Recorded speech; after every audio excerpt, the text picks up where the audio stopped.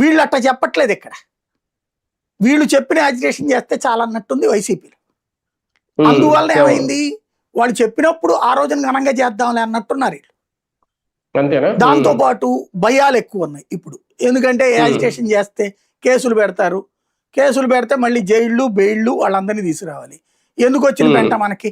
ఒకప్పుడు తెలుగుదేశం వాళ్ళకి భయం ఉండేది. చివరికి జగన్ ఉన్నప్పుడు తెలుగుదేశం వాళ్ళు బయట యాజిటేషన్ చేస్తే కేసులు పెడతారని పార్టీ కార్యాలయంలో కూర్చుని దీక్షలు చేశారు. గద్దె రామ్మోహన్ లాంటి వాళ్ళు తెలుగుదేశం కార్యాలయంలో కూర్చుని, ఈవెన్ రాజశేఖర్ ఉన్నప్పుడు కూడా అట్లాగే జరిగేది. అంత భయం ఉండేది. ఇప్పుడు వీళ్ళు అదే భయపడుతున్నారు అనమాట. యాజిటేషన్ చేస్తే ఇప్పుడు 100 మందిని వేసుకెళ్ళకుండా యాజిటేషన్ చేస్తే చండాలంగా ఉంటుంది. చేస్తే ఖచ్చితంగా వీళ్ళు 20-30 మందిని కేసులు పెడతారు. వాళ్ళందరికీ మళ్ళీ అరెస్టు, జైళ్ళు, బెయిళ్ళు. దాంతో రెండోసారి అటు రాడు.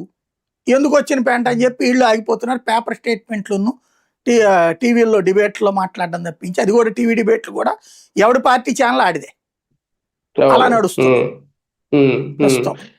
ఒకటిసారి డ్రగ్స్ గానీ, గంజాయి గానీ, లేదంటే ఈ పెట్రోల్ డీజిల్ గానీ, లేదంటే గ్యాస్ గానీ, ఇలా చాలానే ప్రజల సమస్యలు ఉన్నాయి. వీటన్నిటి మీద ఏదో తూతూ మంత్రంగా మాట్లాడడం తప్ప జగన్ గారు కూడా ఒక ప్రెస్ మీట్ కే పరిమితం అవుతున్నారు తప్ప బయటికి రావట్లేదు.